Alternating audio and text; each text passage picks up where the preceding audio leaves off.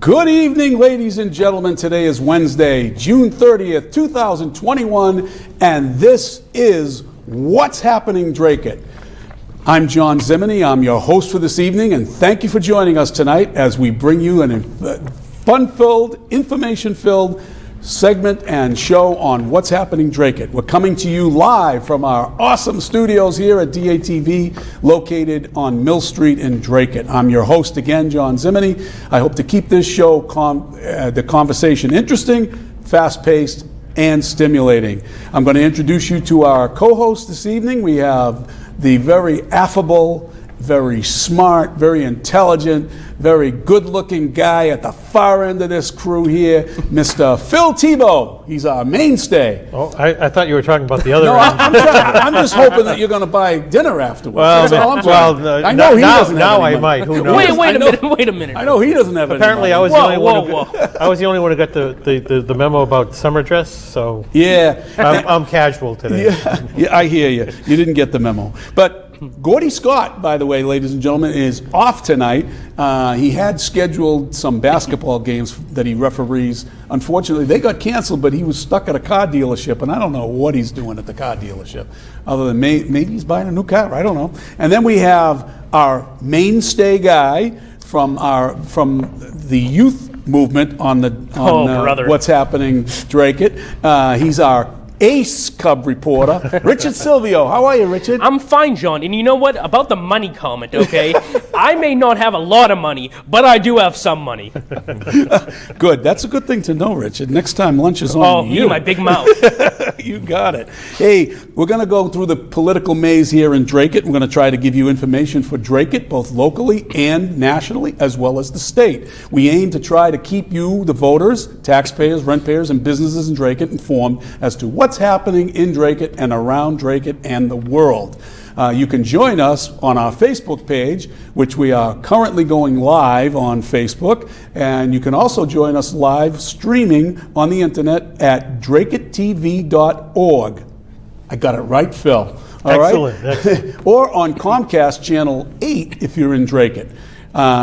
We do usually have our show live on YouTube, or it'll be uploaded on our YouTube page. You can join us there, and all you have to do is subscribe. There's no pay for the subscription. Just join us and join in the fun if you miss our show. You can also email us with any kind of information you're looking for. If you have a special story you're interested in, and we'll go pursue it, just email us at what'shappeningdracut@gmail.com. In the meantime, if you're interested in what we're talking about and you really have something to say, make sure you give us a call tonight at 978-957-4243, and you can join in the fun. But before we get into all the fun, and we have a jam-packed show, folks, we will want to hear from our resident weatherman.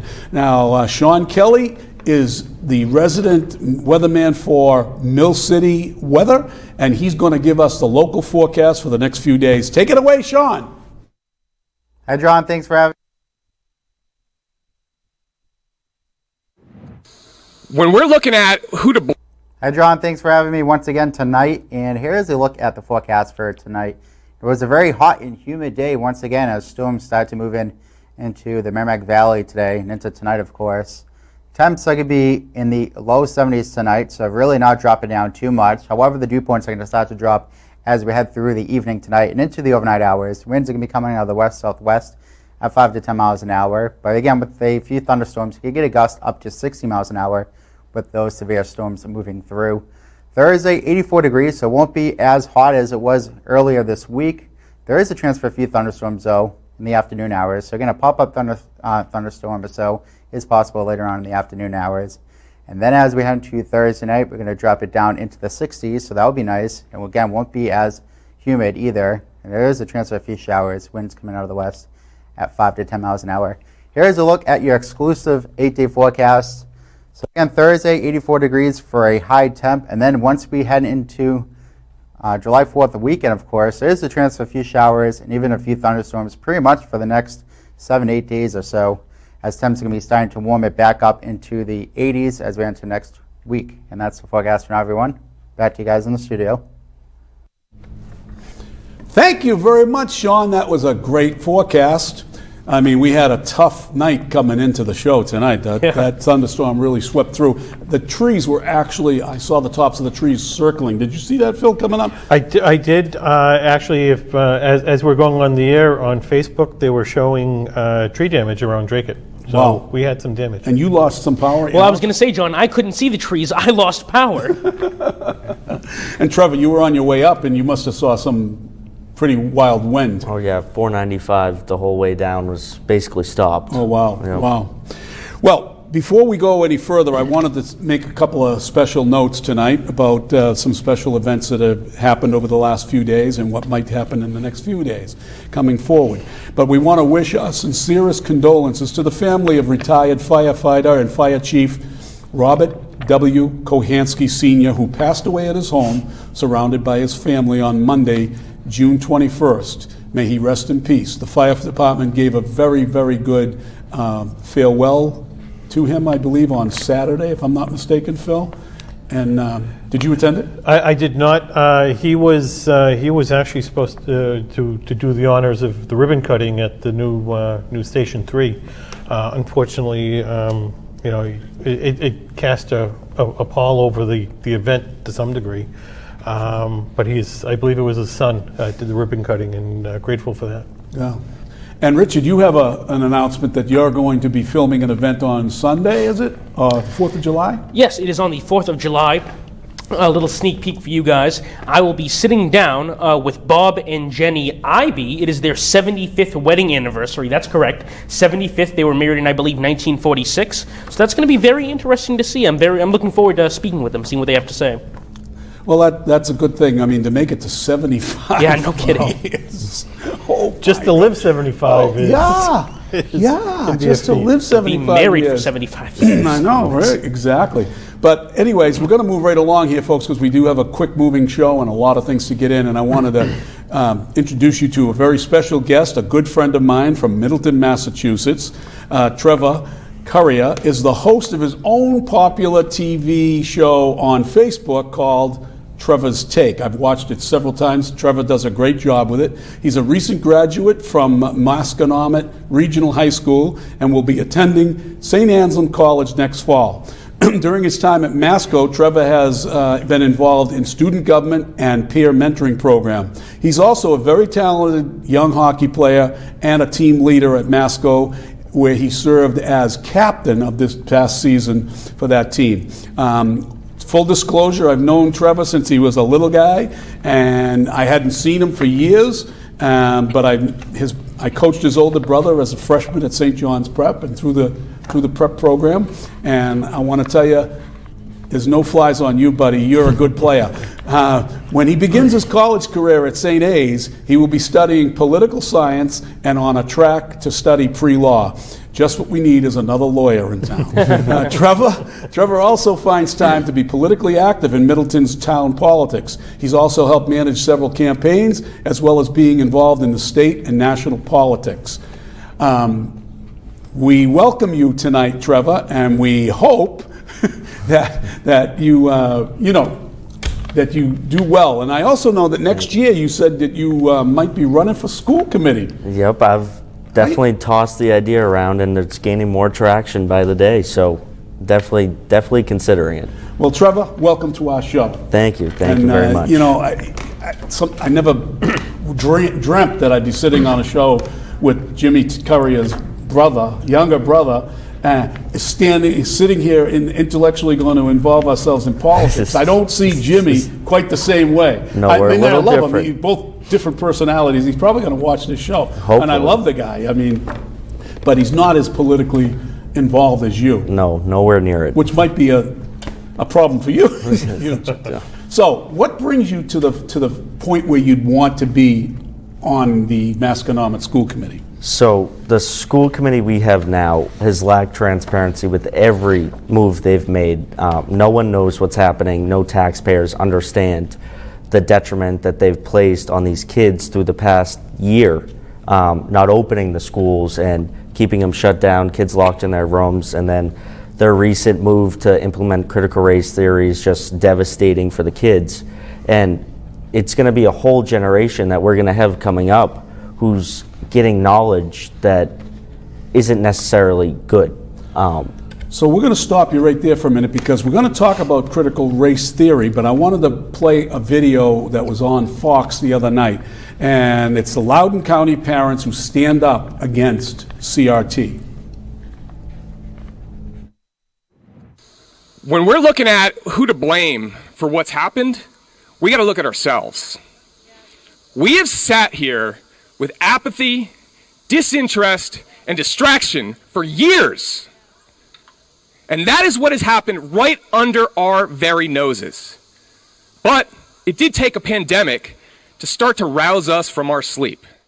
Executive Director of the Fight for Schools PAC, Ian Pryor, speaking out against critical race theory at a Saturday rally.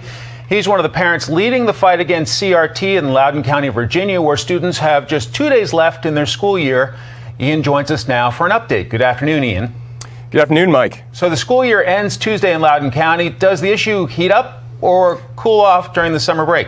Well, I think it will continue to heat up. And, as I said at the rally yesterday, I may be the captain of Fight for Schools, but a captain is only as good as his battalion. And I've got a battalion that consists of an army of moms that are literally out there all day, every day, getting signatures, hosting events to get signatures. They'll probably be able to watch this later because they are busy right now walking door to door. And I don't see that stopping in the summer. I actually see it heating up. I've been out there a lot in Loudoun County. I've been struck by the passion of a lot of the parents, the army of moms you reference. Do you expect that they will be successful in potentially recalling members of the school board, or how does that play out? Yeah, I do think we will be successful. We reached 60% of the threshold for one of the school board members last week. Now, we haven't counted since last week, but petition signatures have been coming in by the droves. And every time there's a school board meeting, a new hero is born, whether it's Chantel Cooper or Lilith Van Etsayen, G. Van Fleet. They are coming out there, they are giving passionate speeches that explain their perspective, and it's really lighting a fire under parents. And it's not just Republicans, it's independents, it's Democrats. One of the things that's so interesting to me is how the tie that binds people, people are distracted with labels, right? You voted for this person, you're a Republican, you're a Democrat, but the tie that binds all of us is our children. And I have talked to so many Democrats. We have Democrats in our leadership structure. And I really think when the history of this whole movement is written, you're going to have a coalition of parents that put their political differences aside to assure educational excellence in America for the future. Loudoun County Public Schools is fighting the injunction allowing suspended teacher Tanner Cross to return to the classroom while the case is further litigated. Cross expressed his religious beliefs about proposed transgender polity, and he was suspended from his teaching job. Are you surprised the school district is fighting his return to school?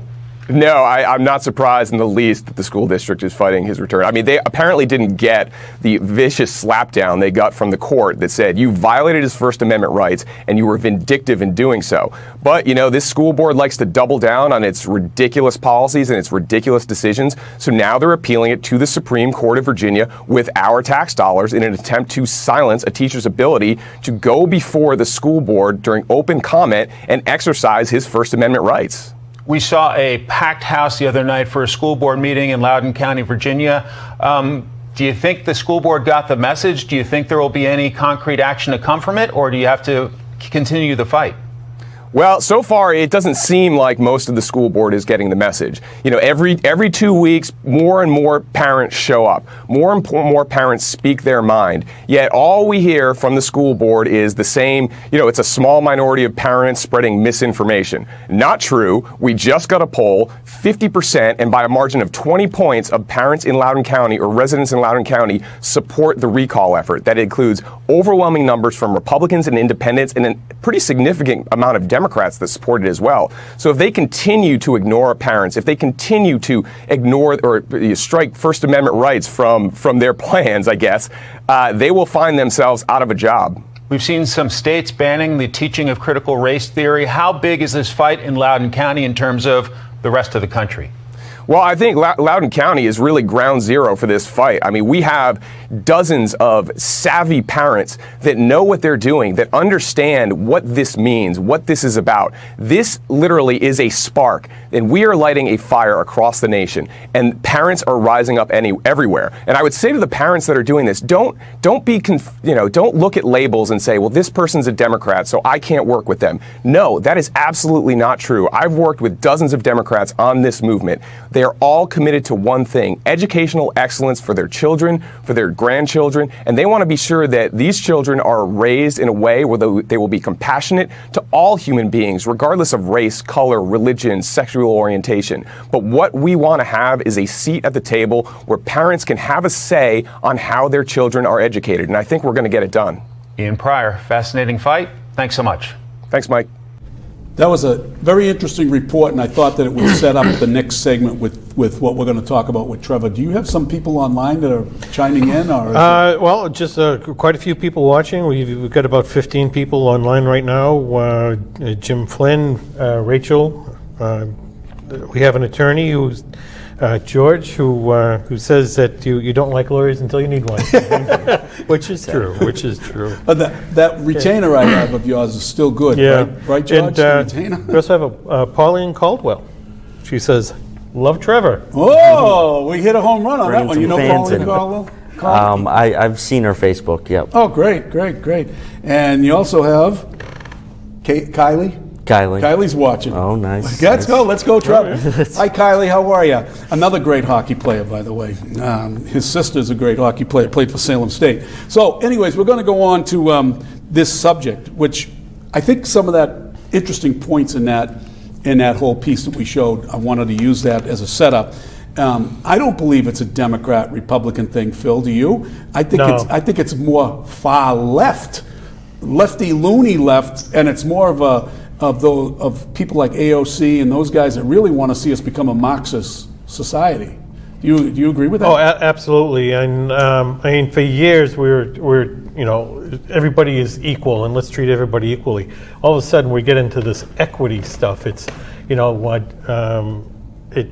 different but equal. All of a sudden, we fought for civil rights against that. Well, our good friend John McDonough says they use the word equity as the equity in your house. It's not about being equal in terms of individuals. It's being equal in terms of monetary stuff. They want to take that equity out of your house, the equity you have in your bank. They want to put it in the pockets of everybody that doesn't have that and hasn't worked for it.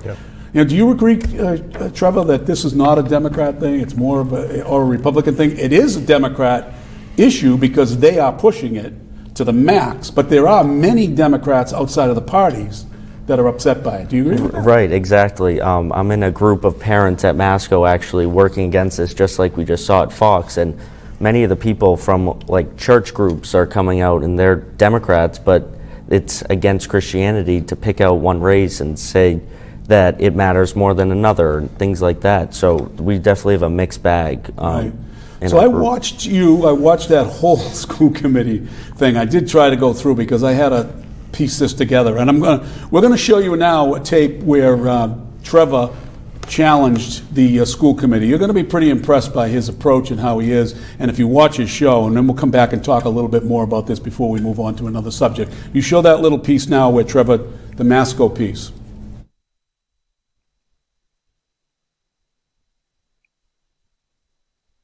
In-person comments from the audience. I just want to summarize how public comment works. Public comment is not a discussion, debate, or dialogue between or among citizens and the school committee. Rather, it's intended to offer our citizens an opportunity to express their opinions on issues of school committee business. So with that, I see that we have a large group here tonight. We also have a lot on our agenda. So I'm going to ask anyone that that would like to make a comment or ask a question to please keep it to no longer than 1 minute, and so that we expect that all comments will be given in a respective manner. It's 8:35. I'm going to close the public comment period. I'm sorry. I understand he's a student. I'm the chair. I'm going to finish with this speaker, and then we're going to go on to our agenda. I understand there's a lot of people that probably have something to say, and we've heard from a lot through email, but we do need to allow time for us to do our business. I'm not trying to cut anybody off, but that is the intention of having a limited public comment, because this is not a forum, it's a public meeting. Go ahead. All right, I'm going to start by engaging with each of you. I want everyone in front of me who's school committee members to raise your hand if you believe you're racist. Seeing no one. For those of you who kept your hands down, you clearly didn't sit through the training I sat through. The ADL training I had to sit through taught me for 18 hours how the color of my skin made me racist. No matter what I did, I would always be racist because of the color of my skin. This leads me to believe that you actually have no idea what you're voting on today. And that leads me to request that you either hold off on this vote or so you have a better understanding and you actually know what you're voting on. The problem with Masco is not a race problem. It's the fact that this committee has politicized this school year so much, and you were able to rip my senior year away from me. You kept this school shut down for months because you wanted your personal agenda pushed. You allowed the school to come after me and my title for endorsing someone rather than the incumbent school committee member. You're starting discussions about changing the name of Masco. And now this, just another attempt to divide us. This school committee does not believe in the First Amendment and has allowed my rights to be attacked since 8th grade. This is an issue worth that is an issue worth addressing, not this. Do you know, I'm going to tell you a little story. I got one detention through my 6 years of high school, and it was the one day I wore a Trump t-shirt to school.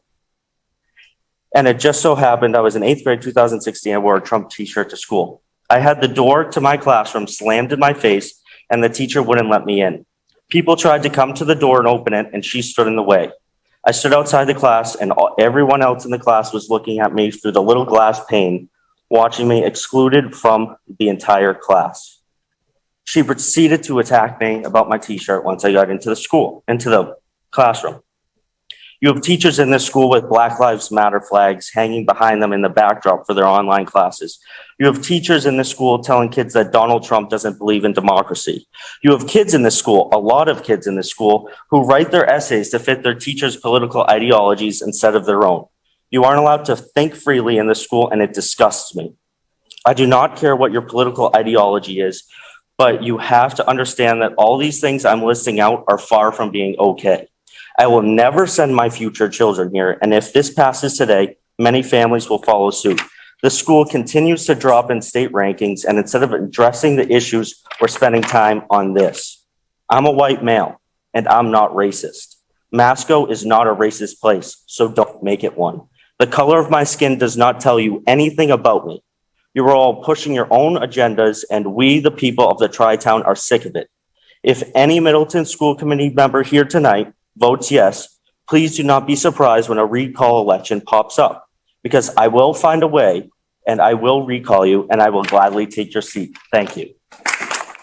Great job, Trevor. Thank What'd you think of that, Phil? Impressive. Isn't it impressive? Yeah. Trevor, how old are you? I'm 18. 18. And you decided to go to St. Anselm's. Why?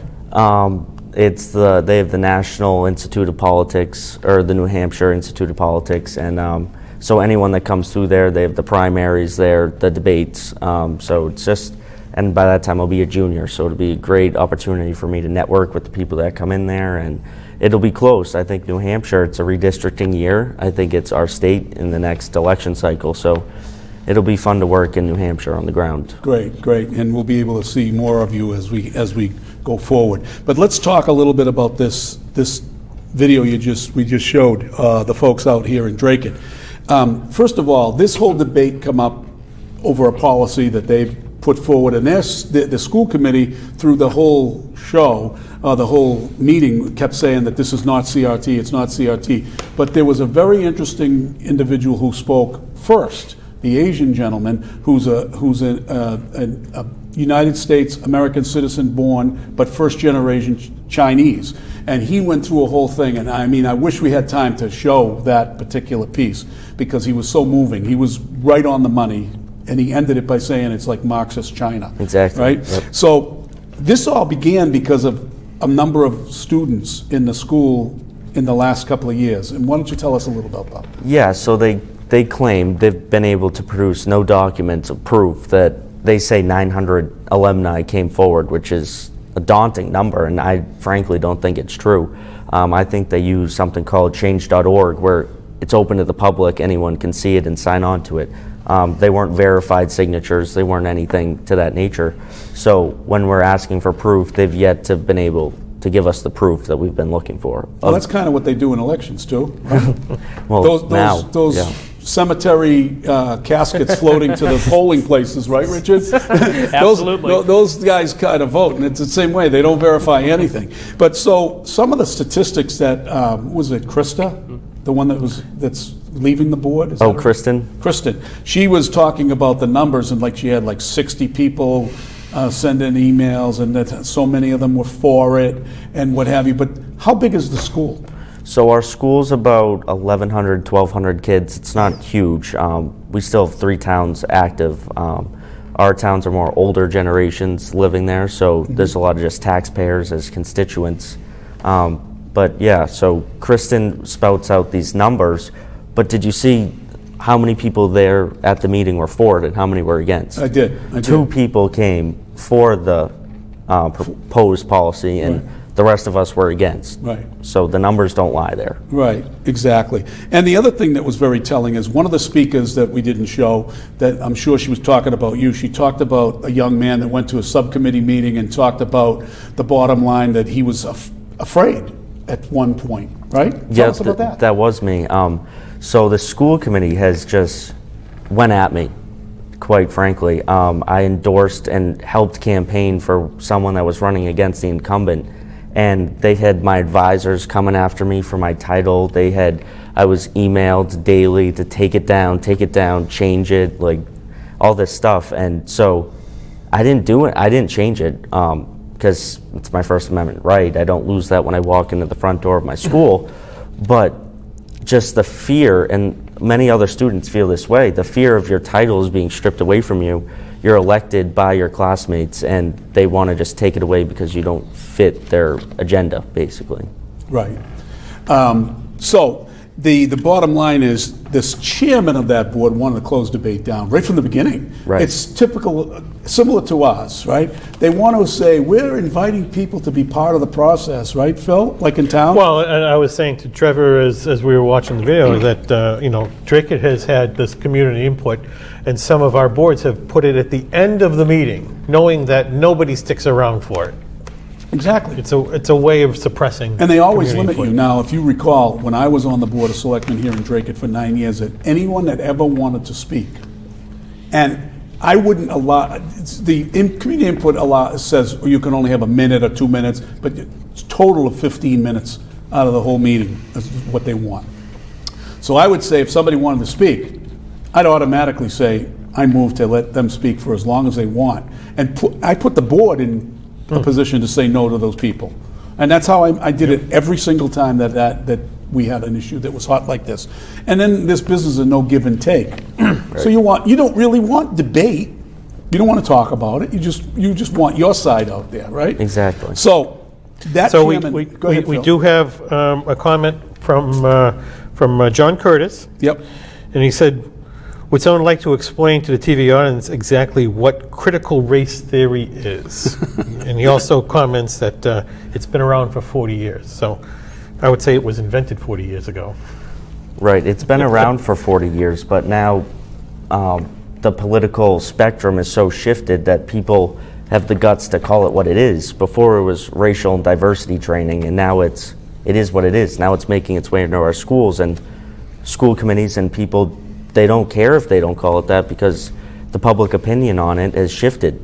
And critical race theory is based on a Marxist writings and Marxist theory that is taught in college, but it's taught it's been taught in law school, I believe it is, for certain reasons for how to recognize what Marxism is all about. But now it's being pushed as a theory that we want you to feel oppressed as a white person and feel guilty that you're a white person. So tell us about the 18 hours of training that you took about CRT. So I'm glad I sat through it now because it would have never seen the light of day if I hadn't sat through it.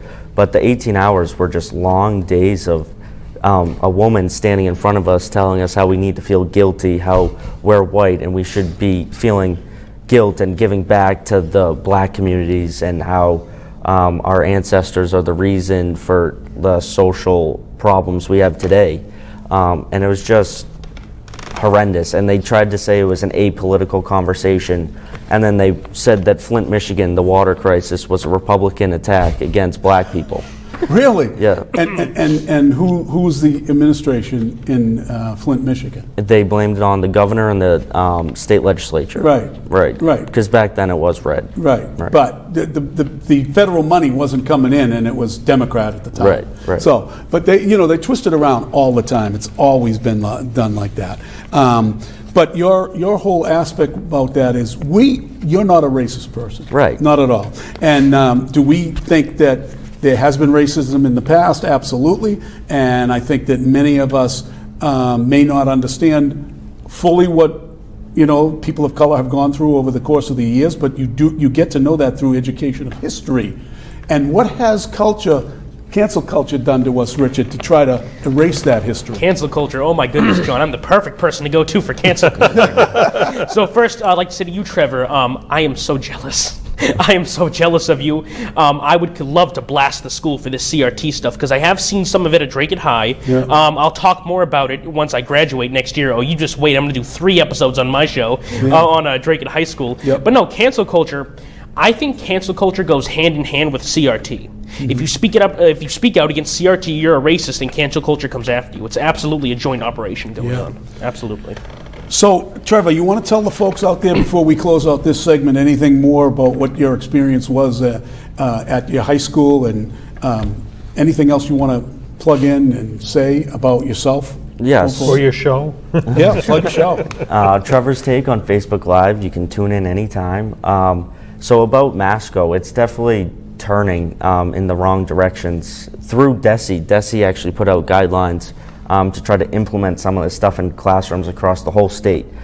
So if you're watching tonight, please reach out to DESE and pay attention to your local schools to see how they're teaching your children, because you're not going to like what you're seeing. I know a lot of parents got to see through the online classrooms this year, being at home, what was actually being taught, and they're appalled.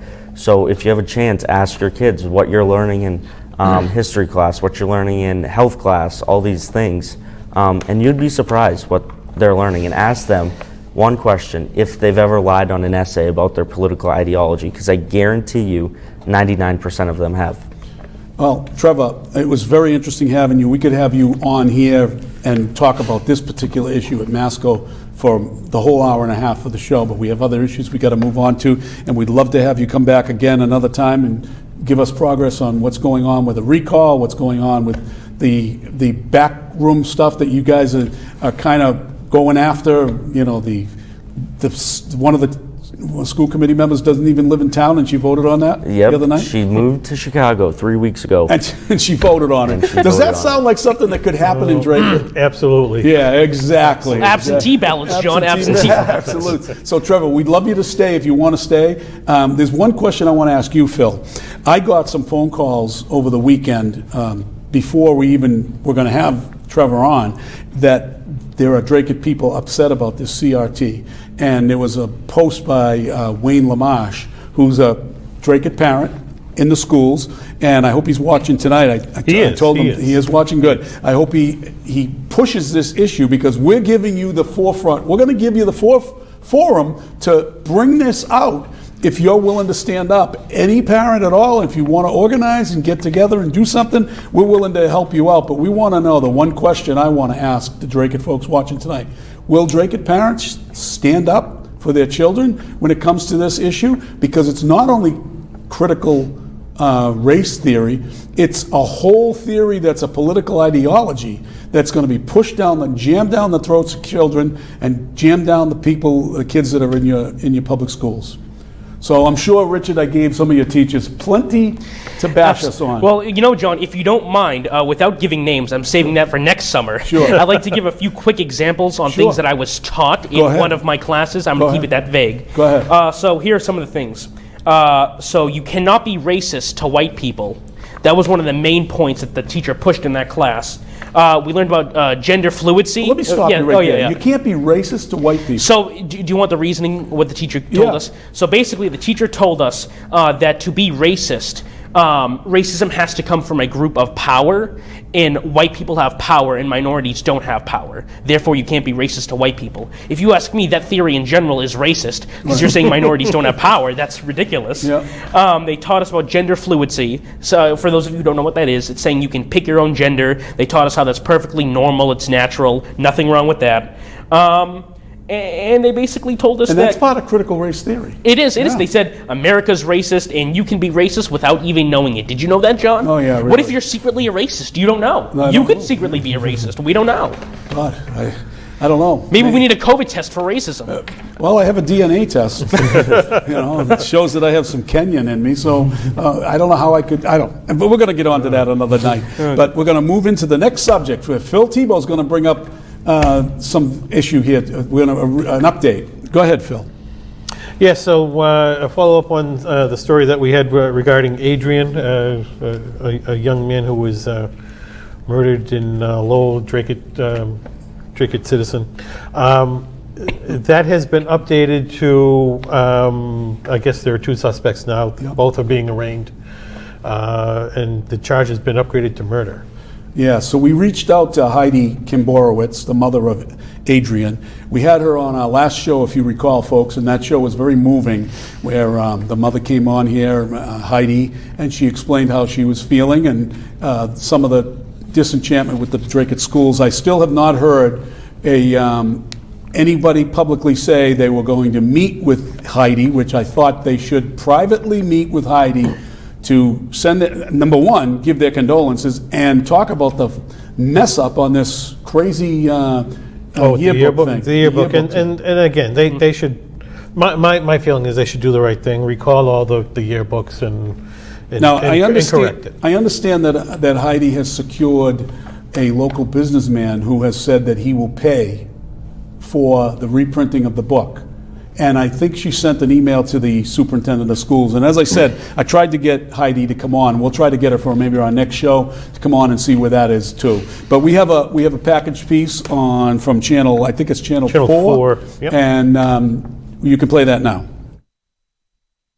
Well, tonight, 2 teenagers now face murder charges in the death of a 20-year-old Dracut man. Adrian Kimborowicz died after he was shot back in September. And as WBC's Beth Germano tells us, police say they now have enough evidence to prove this was a murder. Makes me feel better that, somebody's being held accountable. Accountable for the death of her 20-year-old son, Adrian Kimborowicz, shot on a Lowell street last September and died a month later. Nobody's winning here. There's a lot of lives ruined. Charges have now been upgraded to murder against 19-year-old Christian LeMay and a 16-year-old juvenile. Prosecutors say surveillance video puts the guns in their hands after the group agreed to a fight on Sutherland Street, where a memorial still stands. It's unclear the nature of the fight, but prosecutors say the charges were upgraded due to a key witness who they say was in a car with LeMay and the juvenile and saw the shots fired. The driver of that vehicle stepped from the car and without saying anything, immediately opened fire. He heard multiple shots. It was just last week that Adrian's mother, Heidi Kimborowicz, was asking the Dracut school system to reprint the high school yearbook after this message, Free Mellow, was printed in support of LeMay, his nickname. She says students don't understand the seriousness of the case. It's hurtful.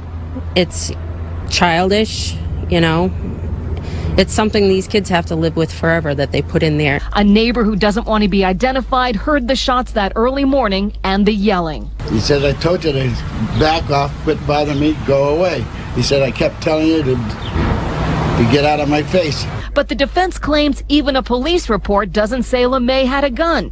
He's now being held without bail, while Heidi Kimborowicz still wants action and an apology from the Dracut superintendent. He just sent an email saying he was going to send out stickers to cover the comments. Comments that still add to her family's pain. Beth Germano, WBZ News. So, folks, that's the sad update on Adrian Kimborowicz's murder trial or murder and the trial of the suspects. What did you have to say? You have something to say about that all? Yeah, I absolutely do. Go ahead. So, it seems that for the past 2 months or so, the high school just can't get it right. It's been one scandal after the other. I'm completely blown away. I love the high school. I love Dracut High School. It's where I go. It's where I get my education. It's where my friends are. So it really breaks my heart to see them just messing up as much as they are. A sticker, that's their solution, to paste a sticker over the words. Are you kidding me? How cheap can you be? You even said right there that they found a businessman to print the new yearbooks, and they won't. I don't get it. Somebody has dropped the ball, and somebody has to pay for it. Yeah, exactly. I must admit, I have great respect for Stephen Stone. I think he does a great job. I know him not a deep personal relationship with him, but I've talked with him apart from things that go on. I know a lot of people on the school committee are all wonderful people. We all make mistakes. Let's do the right thing. I echo your sentiments on that. Stephen Stone is a great guy. Does a great job with the Dracut schools, given with what constraints he might have, both fiscally and financially, in terms of budget monies. But this is not anything to do with money. It's not going to cost anything. It's not. And the school committee. I hope that somebody on the school committee gives him a little nudge to call her. Set up an appointment to sit down with her face to face. Now, you're not going to be able to stop her from saying what she's going to say, but you're just going to keep making it worse if you don't sit down and show some heart as to the human aspect of this whole thing, Phil. That's my whole thing with it. I just wish you would sit down with it. And frankly, I wish a school committee member would do the same. I wish that. But again, we're not in that political circle. They are, and they somehow seem that by ignoring it, maybe it'll go away. Kind of like the political circle does to us. If we ignore them, maybe they'll go away. But we're growing in numbers, right? So I wanted to do a Jen Psaki right now. You're going to circle back? I want to circle back. I want to circle back to a comment that John Curtis made. Now, John Curtis and I do not see eye to eye politically on very many things at all. Not even close. He says he was a former Democrat. He says he was a former Christian. I don't even know if any of that's true. Bottom line is, I'll take him at his word, but the bottom line is he put a question in here, should America's racist past not be taught in school? Absolutely believe that it should be taught in school.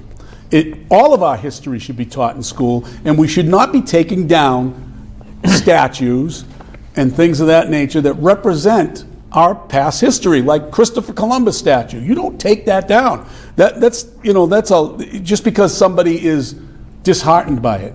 The Abraham Lincoln statue that was taken down with the slave bowing down, he wasn't bowing down to Abraham Lincoln. He was thanking Abraham Lincoln for emancipation, right?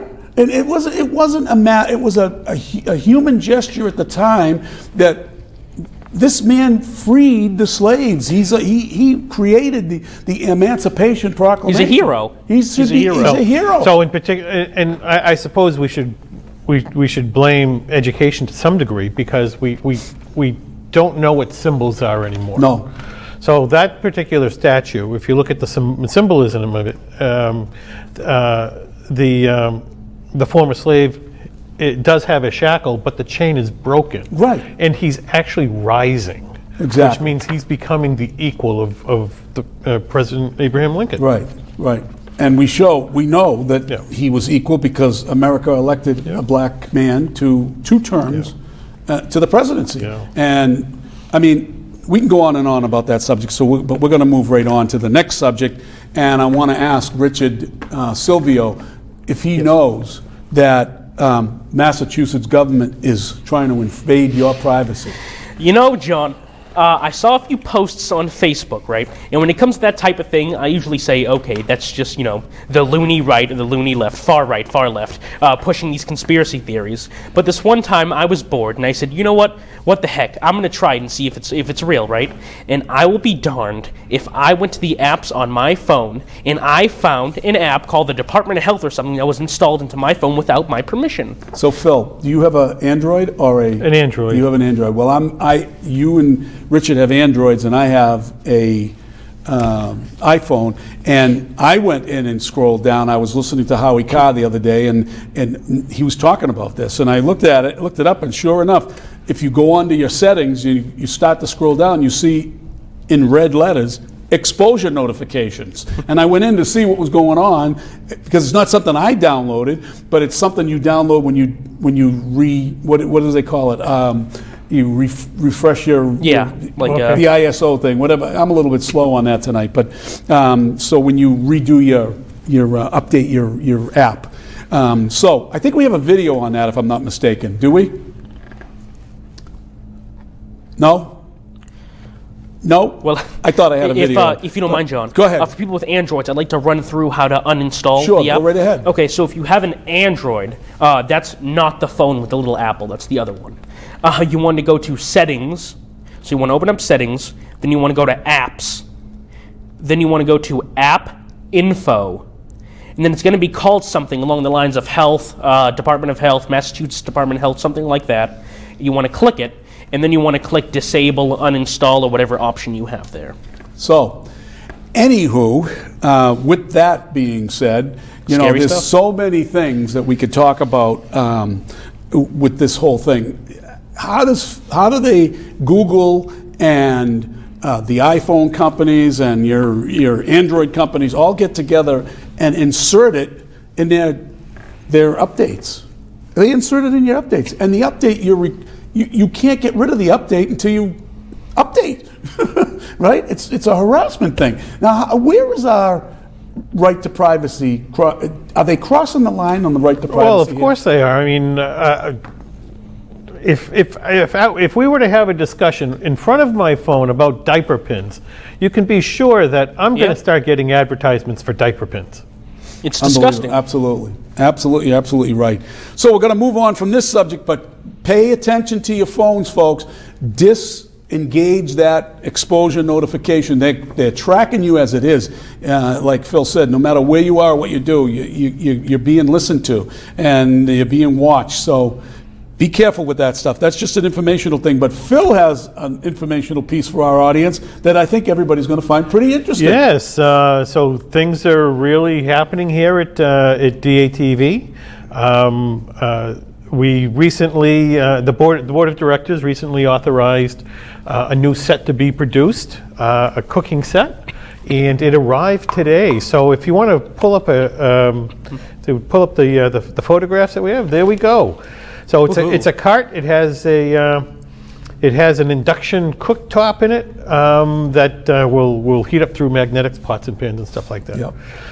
So we're going to be able to do cooking segments here, and we here at What's Happening Dracut are planning on doing some cooking segments called What's Cooking Dracut. There you go. And so we'll have our own cast members doing it. We'll ask for people to come and do a favorite recipe or something.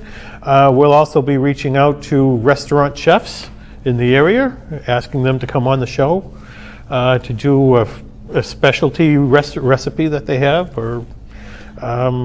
But we're all excited to have that cooking set here now. That's an exciting thing because I know a lot of people that want to do it. Maybe it'll spur. I mean, I've been on the board for 15 years or more, and I know that we've been trying to get this to be done over the years. But members of the board, back 5 or 6 years ago, didn't want anything to do with spending that kind of money to put it all together, and so we finally got the members that wanted a willing to do it, and we could put it together. It's a great asset for our DATV studios, and if you're interested in doing a cooking show, here's your opportunity.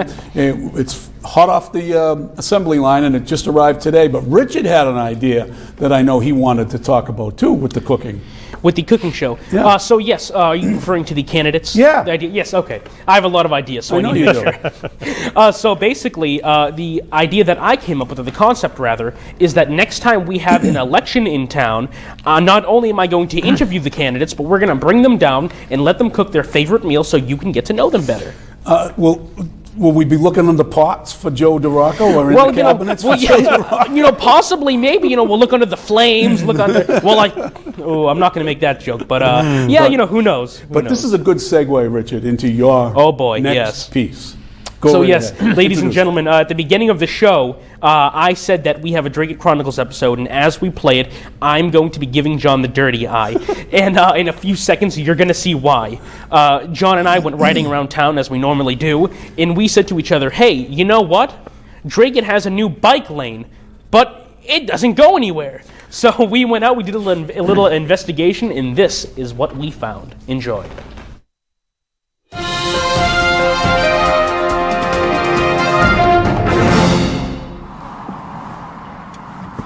Oh, what's happening, Dracut? My name is Richard Silvio with another Dracut Chronicles report. This afternoon it is a steamy 91 degrees, which we figured would be the perfect time to pay tribute to Dracut's first and only bike lane. Let's take a look.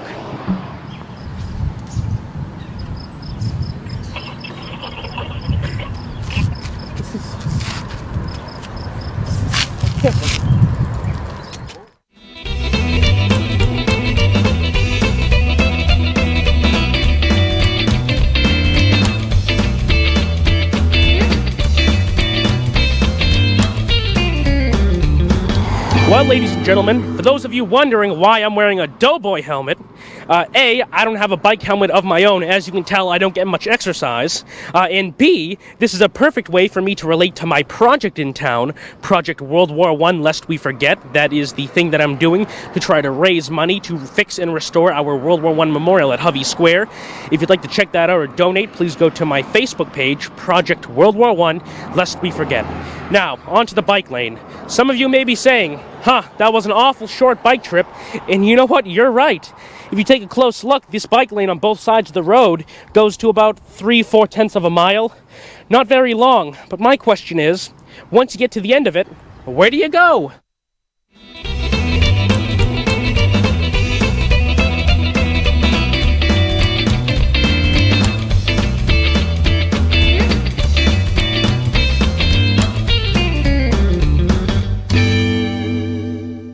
Where do you go?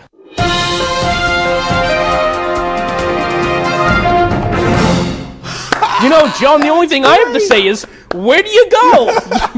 That's great, Richard. Don't worry, ladies and gentlemen. After that, John bought me lunch. I felt badly for you, but I got to tell you, folks, Richard set this up and said that he and I rode around the town and figured that we would do this. But I got to tell you, Tammy Dristolaris actually gave me the idea. Oh, I have to make a phone call after this. Noticing this, Tammy, there's your piece. And Richard did a great job. Richard, you did some great editing, and it was hot, baby, out there. Oh my goodness, it was very much a steamy 91 degrees. And the bottom line was, you're very, very into, relaxing, and you don't mind beating up on yourself. Well, you know what? You have to beat up on yourself before other people do it. Oh yeah, that's how it works. If you didn't wear that helmet, we would have got. Oh goodness. Your parents might have got a call from DSS saying that we, were abusing children. Or something. Yeah, absolutely. Or another television show might even pick up on it. Yeah, I wonder. We were abusing you. So, anyways, that was a great little piece. Congratulations. Thank you.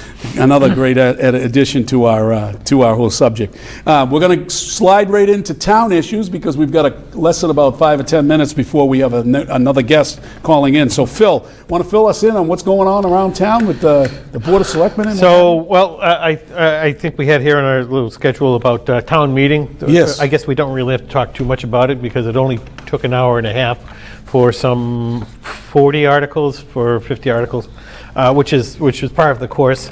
The first 28 were passed in 20 minutes, and then the next hour or so was spent on one article about home occupancy occupations. So people working out of their house, and that of course ended up getting pushed off till the November town meeting. So essentially nothing was accomplished. Yeah, absolutely, but we did pass essentially an $86 million budget in less than a minute. Less than a minute. Oh, yep. But we want to congratulate the Finance Committee. Oh, absolutely. Because the Finance Committee does yeoman work before we even get to the town meeting. And if they didn't do all of the speculation and all of the research on what's going on and push back on the manager and have that ability to hold people's feet to the fire, then we would have a budget that we wouldn't know what the heck was going on with. Absolutely. So there's a group that's able to say, hey, you know, could you explain this item here? And they can ask any of the departments, could you explain what your reasoning for these items are? So it is a checks and balance there that, you know, it's not just this is a want list for our budget. Explain it. Right. So part of that budget is, a major part of that budget is the school budget, right? Did anywhere in that budget, did it talk about the $3.4 million in federal funding that's coming our way due to COVID? Was there any talk about that? Well, there was no talk about it at town meeting. No, none at all. No. And none about how it's going to be spent. But I noticed that there's some talk going around town as to where the money is going. I know that they had nearly $1.5 million that came in prior to this second package that's going to come in starting next year. And I know that the schools are trying to figure out a way of how they're going to spend it. Now, do you think that they should be spending it on the things that they normally would spend it on, like the last time when we had the major recession? What did they spend it on? Oh, they hired new people. Right, and what happened to those people? Of course, when the money runs out, and it runs out very quickly, you have to get rid of the other people, or if you want to keep them, you have to get rid of something else. Now, I'm suspecting that there might be a little bit of a problem with how they're going to spend it, because there's going to be guidelines attached to that and strings attached to it that you might have to do certain things with it, right? And I would think that COVID-related information or COVID-related things would be things like John McDonough says. How about fixing the air? So the air infiltration, HVAC systems, plumbing systems, a lot of facility requirements to it's essentially, you know, keep things sanitary and safe. Will you on the permanent building committee have anything to do with any of that?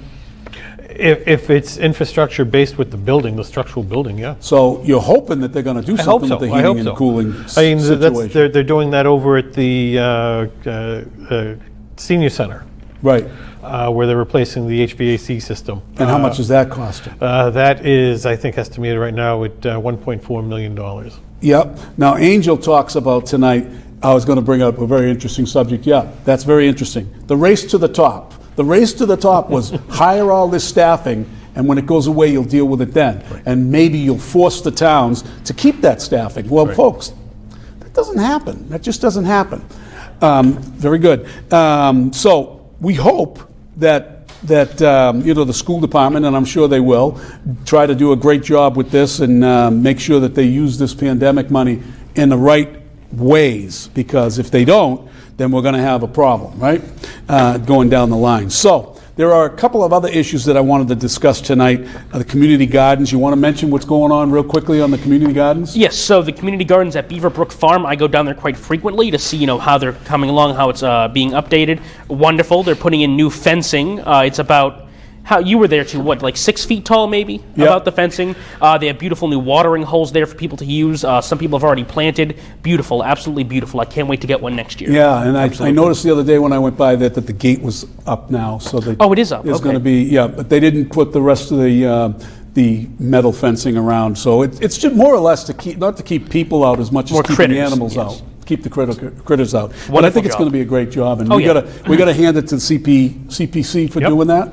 Right, and that's a project headed up. Well, that was the Beaver Brook Farm Committee also. Right. So, the community preservation bought the old Beaver Brook Farm, and then there was a Beaver Brook Farm Committee that was made up of a number of people, and this was one of the suggestions that they had. Community. And I believe that Louise Tremblay is the person who's mostly responsible for forwarding the idea. And I believe so. She still is part of it and kind of managing it. Yeah, great job.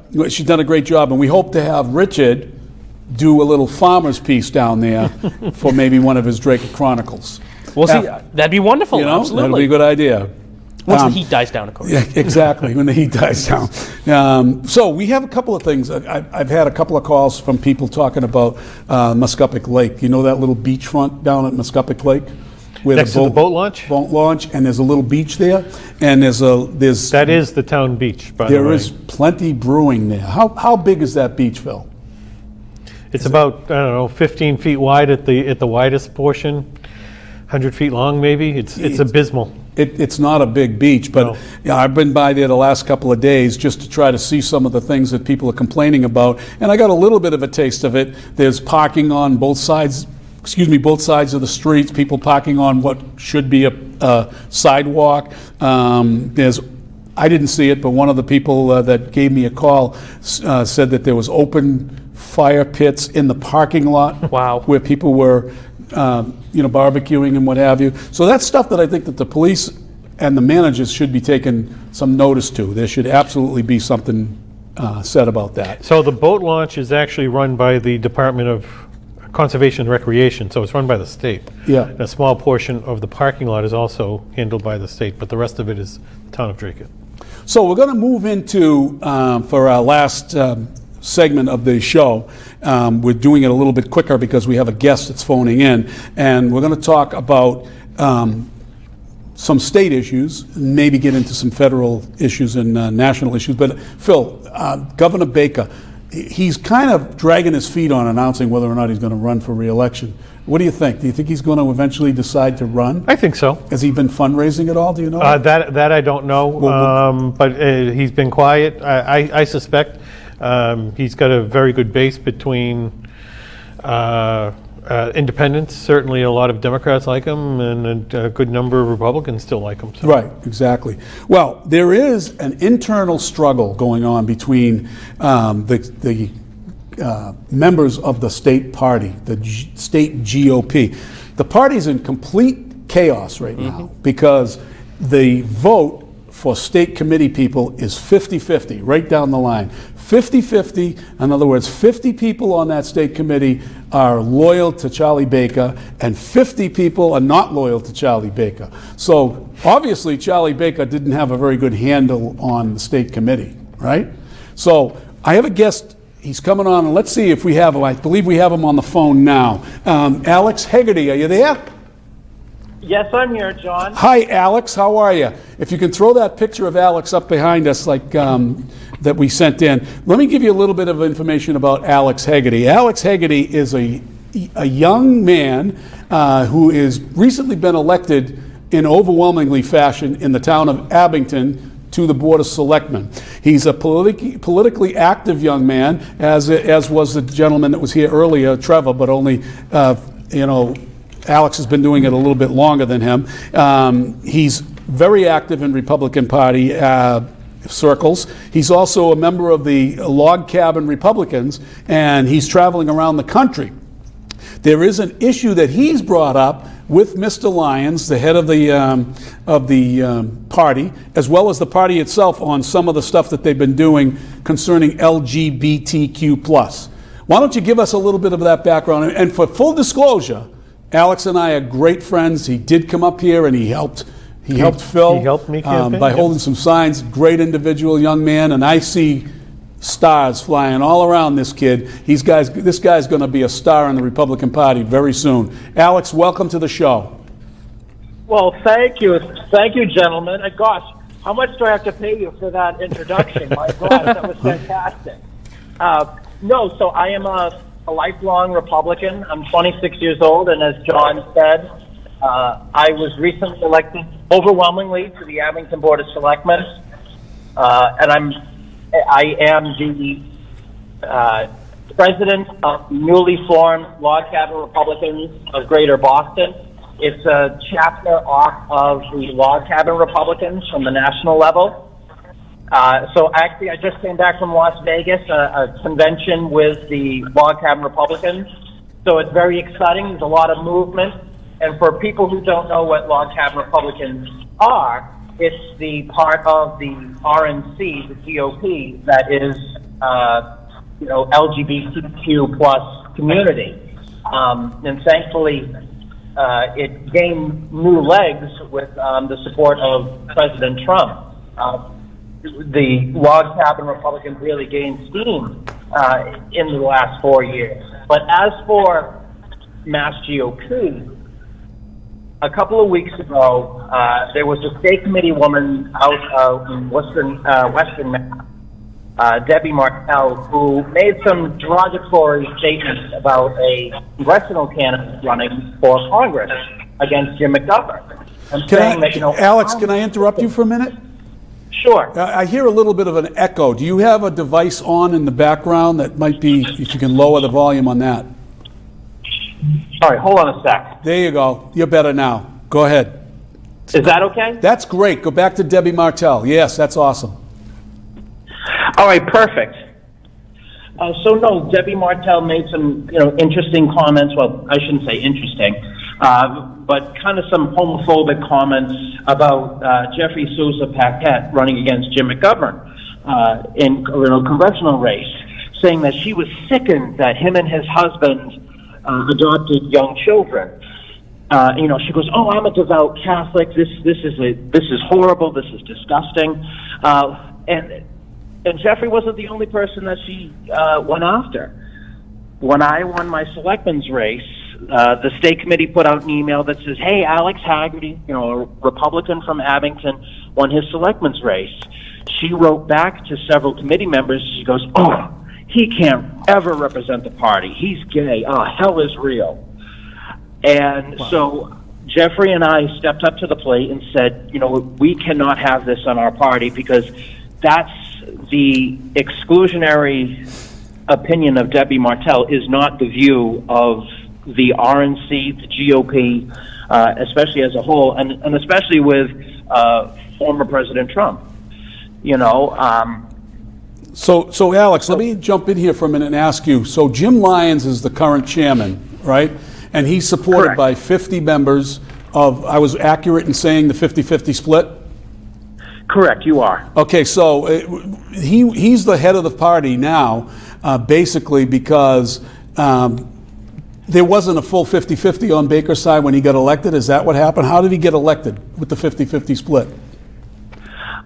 It was after the 2018 election.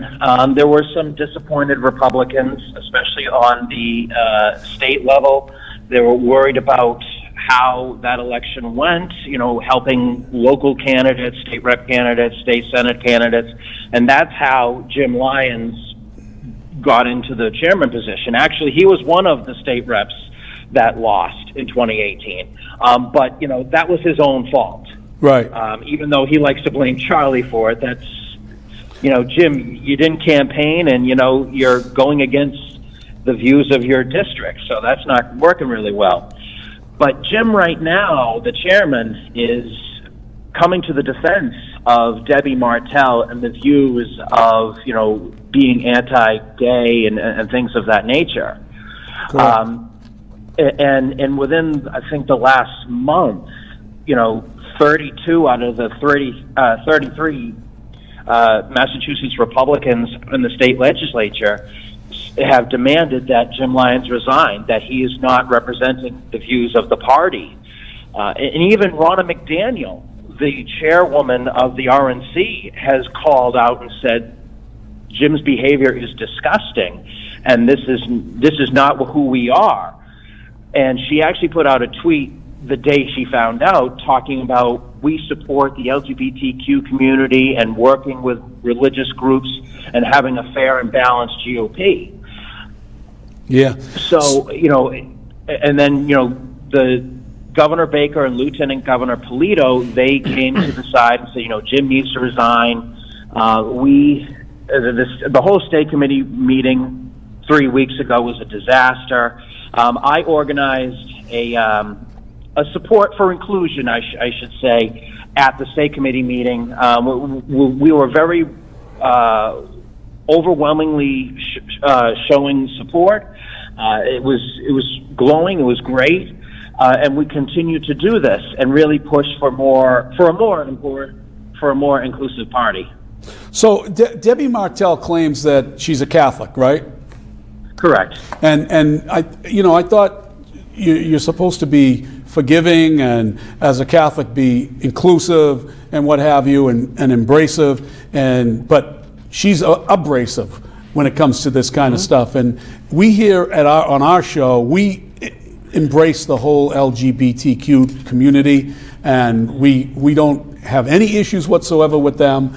The bottom line is, this is not good for the Republican Party. And do you see a future for Jim Lyons coming down the line? I do not see a future for Jim Lyons coming down the line. As for, the Catholic aspect, I'm a lifelong Catholic myself. Went to church, went to Mass every weekend, every Sunday. If it wasn't a Sunday, we went, Saturday afternoon. And then from 2007 to almost 2012, I served as an altar server because I loved my religion. And even at that time, I knew about my identity. I knew who I was inside. And I felt comfortable to be in my church because I knew that they accepted me. I knew that they loved me. And even today, when Pope Francis... I'm having a little trouble here hearing you. And being in support of homosexuals and saying that we need to be more loving. Alex? Technical difficulties. Debbie Martel, she's not on the Republican message, and she's not on the Catholic message. But as for Jim Lyons, I don't see a future for him. Okay. I think it's going to get to the point where he almost utterly destroys the party. And frankly, that's what he's doing right now. We are losing what little we have left of the Republican base in Massachusetts. We're having Alex. Not focusing on the issues that really matter to voters. And not only that, he needs to be focusing on recruiting He's having trouble hearing this. to run for office. Hey, Alex, we're having a little bit of trouble hearing you. Getting into fist Can you hear me, Alex? with, politicians that we have no don't think reason he to can get hear into a us. fight with. Alex, can you hear us? Hello, Alex. Can you hear us?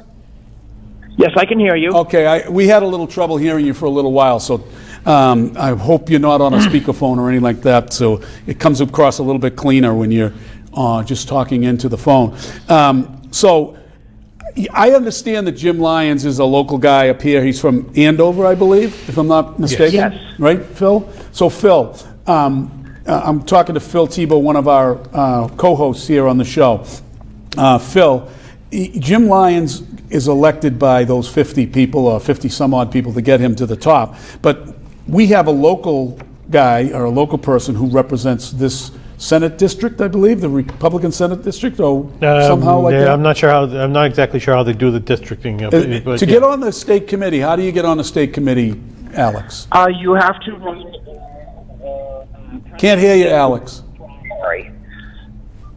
So every 4 years, you're up for re-election, and when the Republicans vote for the Republican nominee in Massachusetts, that's when that person is re-elected or not re-elected. So it's the same way with the Democratic Party that I was part of for 45 years. That's the cross on my back, What can I say? Bottom line is, I've seen the light, though, right, Alex? I've seen the light. Of course. But the bottom line, we have a local guy who is on that committee. Does he support Jim Lyons? I believe that's Brian Genest. Correct, he does. He does. So he supports Jim Lyons, and he actually is supporting being against Charlie Baker. Am I right? Correct. Right. Well, he has supported other candidates against Republicans in the past. When did that happen, Phil? Why don't you enlighten us? I think that was in a past election. Yeah. As you are aware, and I have never held back, that I'm a registered Republican. And in this past selectman race, Brian Genest campaigned heavily against me. Right. I think he even called me Dr. Evil. Dr. Evil. Wow. Dr. Evil. Now, is there... Oh, no, there's a few names that he called you. I was like, wow, that's really unprofessional. Yeah. I mean, that's what we do around here. No, there's no bars hold. No holds barred here in Dracut when it comes to elections. They do whatever they want to do to get whatever they want to get. So I find it, as a Republican, I find it's really troubling that we have a leadership there that's saying that we can grow the party by becoming more exclusive. We don't want you because Exactly. you're not exactly like us, and we're going to get a better party because of that. It's ridiculous. It is. It is. Well, the Jim Lyons statement, right, on this Martell person was kind of, we support the LGBTQ community, but we do it within the tenets of the Catholic, respecting the Catholic Church. Is that pretty much what he said? Am I coaching that pretty good? Jim Lyons? Yeah. Actually, he didn't touch upon the LGBTQ community. He didn't? He just came to defense of Debbie, and that was it. Oh, really? And I think that was the biggest part why the state legislature and Governor Baker and Lieutenant Governor Polito and Republicans across the Commonwealth and across the country have called for his resignation, because it's like, so if President Trump could, walk that fine line of respecting religious liberty while also protecting LGBTQ rights, the chairman of the Mass GOP should be able to do the same. Wow. Now, I didn't know that the governor and Polito, the lieutenant governor, came out to request his resignation. When did that happen, Alex? Oh my gosh. Well, maybe, I want to Richard, say, do you have something on that? No, I just wanted to make a comment about Martell. Yeah, go ahead. So I think the religion excuse for being pretty much anti-gay is very lame. Right. I'm a Roman Catholic. I go to Sunday services whenever I can. And Alex, we've met during Phil's campaign. We got along fantastic. I have nothing against you, so, I'm a Catholic, but I'm not against gays. So I don't understand how they think that's an excuse to be a bigot, really. Well, because and Alex will attest to this, because you're Republican, you can't be gay. Am I right? Am I right? Is that what the Democrats try to say? You can't be gay. Oh, exactly. That's why I'm so proud, to be a Republican, because I actually know my history. And little known fact for your viewers, every pro-LGBTQ Supreme Court ruling was written by a conservative Republican justice. Wow. I didn't even know that. So marriage equality, we can thank Justice Kennedy for that one. And actually, we just celebrated the victory of it on the 26th. Mm-hmm. Well, anyway, and then the very first openly gay presidential candidate was in 2012. He was a Republican candidate. And then in 2020, the very first Republican presidential cabinet member was, a Republican, Rick Grinnell, actually a good friend of mine, fantastic in person. I wish, he would run for other offices. He's a great man. Is he running for governor in California? I don't know. I'm not sure. It's quite funny. I actually, maybe it's not funny. I think it's fantastic that, if he did get into the race, the Democrats are going to be running against, in a Republican primary with Caitlyn Jenner and Rick Grinnell.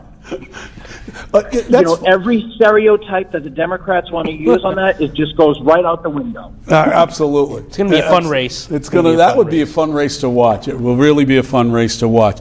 Well, Alex, tell me a little bit more about I didn't know that you were president of the Boston chapter of the Log Cabin, the Greater Boston chapter. I didn't know that. Yes, no. So I was, for a while, the director at large for the Log Cabins of Massachusetts. That disbanded for several reasons, and a few things from the Nationals. They wanted to disband it, so the Log Cabins on the national level reached out to me, and we organized the Greater Boston chapter. We actually just got chartered Saturday afternoon. Great for you. Good for you. Good for you. Well, congratulations on that front. Now, listen, you're welcome to stay and listen in on the telephone as we move on to the next national subjects, and you can chime in whenever you want. Just give me some kind of a signal, or if you want to hang up and watch the show at home and call in or whatever later, you're more than welcome to. How do you want to handle it, Alex? Because we wish we had you in studio. We will, I promise, we will get you into studio. Oh, I'd love to do that. I'm actually at my in the parking lot at my brother's baseball game. Oh, good. So do you want to hang on, or you want to bang out here? Sure. I can hang out for a little bit. Great. Hang on then. Okay, so I wanted to talk a little bit about the soaring gas prices. Oh, boy. All you Biden lovers, can you please explain to me how we have $3.19 a gallon? Let's see, I have to watch. John Curtis incoming. Incoming. There you go. We got a John Curtis incoming coming from Richard Silvio, right? Oh, no, he hasn't done it yet, but I'm counting down. In a few seconds, don't you worry, it'll be there. The bottom line here is $3.19. A year ago, Phil, what was it? Like $1.80, $1.69. It wasn't much more than $2 if anything. I mean, this is like ridiculous on the gas prices. So I'm in New Hampshire, and I got this picture of $3.19. Imagine that. Alex, what do you say about that? Wow. Huh? What do you say about the gas prices going up? Alex? Thank you, Biden. Thank you, Biden. Yeah, I mean, honestly, this is what happens when you shut down the pipeline and you think, I'm going to worry about climate change, and I'm going to, satisfy the Bernie Bros. Exactly. Exactly. The other thing is that the Biden people will push back at you and say, "Well, it's supply and demand." What? Supply and we had no supply for 18 months, but. So we should have stockpiles of gas. Do you see any lines? From what I heard, there are stockpiles, but the pandemic, because that put everybody out of work, and now they're all collecting fairly heftily. We got truckers who don't want to go back to work. Exactly. But the bottom line is the only time you saw lines at gas stations is in the South when the Russians under Biden hacked in to the computer system, right, Richard? Absolutely, and that ties into, as you know, one of my favorite topics, communism.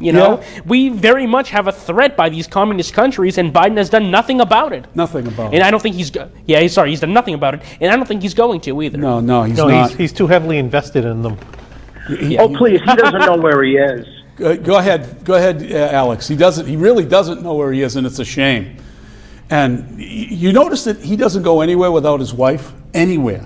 She's always patting him on the back and telling him to do things a certain way and what have you, which, I mean, to me, I think it's elder abuse. It's elder abuse. It is. What's going on. It absolutely is. So now, there's been several flubs on the vice presidency, and the vice president, over the last 4.5, 5 months since she's been the vice president, she's made some serious faux pas, and I'm hearing that the White House is searching around to replace her. Have you ever heard anything like that before? No. Alex, have you heard something about that? Have you heard anything about that? I didn't hear about that, but the only thing that I heard something that has been like, I know FDR, when he was going into his fourth term, because he didn't like his vice president, he switched him out at the last minute. Yeah, well, they can ask her to. She doesn't have to resign, but they could push her out and isolate her and make her a non-entity, which is pretty much what they're doing. They've given her some really lousy jobs. First of all, giving her the border wall was a big mistake. She wasn't going to do anything on the border wall, and she flubbed that the other day. She didn't even go to where the central part of the border wall was, where the issues are really getting out of hand. You know where she probably went? To a south of the border restaurant. Yeah. Probably got confused. Exactly. She didn't want to go where the cages are, the Biden, Obama cages with the kids in it, or the the trailer, the old what do they call them, the container cargo containers? Yeah, with butterflies. With butterflies on them. They didn't want to go there. But what did you think of Alex? What did you think of Trump's visit to the border wall with the Texas governor? That was very impressive. We've never seen anything like this. A former president going to the border to try to see what he can do to solve the issue and talk about the issue. I mean, the fact that Biden's right-hand person, Kamala Harris, isn't doing what he's doing. I mean, it's pathetic. And I'm sure the Border Patrol and especially the governor of Texas miss President Trump's leadership because he's actually going to handle the border, unlike Kamala. But then again, this shouldn't be a surprise, to Biden voters that Kamala is a complete disaster. She didn't even make it to the first primary. in the Democrat primary for president because she's a horrible leader. Yeah, she is. You lit a fire, Richard, under John Curtis. That's okay. Yeah. Let him say what he wants to say because Do we want to highlight? No, I'm not okay. going to All right. highlight what he says. He can talk all he wants on the line. After the show's over, Alex, we'll tell you what. When he wants to make, I mean, people could see on Facebook what he's saying. Oh, absolutely. I mean, go for it. Go for it, John. It's a free country. We're just not going to entertain some of the BS that you're throwing around. I screenshot Let's it, talk don't worry. about the Trump rallies that he's starting to have again. Ohio was unbelievable. 20,000 people attended that. Wow. Did you hear that, Alex? I didn't hear the number. Wow. Yeah, I mean, I think there were like 10 or 12,000 that got into the actual rally, but the overflow amounted to about 20,000 people. Wow. Would you attend another rally for Trump if he came up around this area? He's a former president. I would definitely do that. Yeah, I would. I mean, they were fun. I mean, Phil and I Yeah, went to we went two. to one. He spoke for what, 2 hours? 2 hours. Nonstop. He kept your attention all that time. Right. Have you ever been to one? I have not, but I would like to. You would That'd go. be a lot. You He would goes go. to Manchester a lot, doesn't Exactly. he? Manchester, New Hampshire. So now he's got another rally scheduled next month, I think, in Florida. And it's 200 miles from the site of the building collapse. Oh, Surfside? But I believe that the Republican Party in Florida, the wing that doesn't like Trump, right, is saying that he should cancel that rally. I think it's a week or two down the line, and out of respect to Surfside, it's 200 miles from there. Then, the world doesn't stop. I mean, we all sympathize with what happened down in absolutely heart-wrenching, the scenes going down there. Alex, what's your take on that? I don't know too much about what's going on in Florida. I've only touched a little base on it.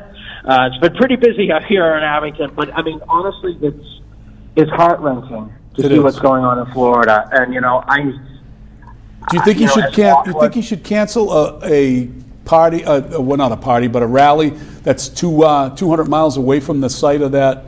He's not disrupting anything down there. Certainly not going to hurt. I mean, if it was a few miles outside of the center of that disaster, then I would be saying, yes, you absolutely should, because you don't want to hamper by bringing crowds around, you don't want to hamper anybody to rescue or the search and rescue or anything of that nature. But do you think he should cancel that rally in Florida? I don't really think so. I don't think it's really needed. I wouldn't be opposed to it either.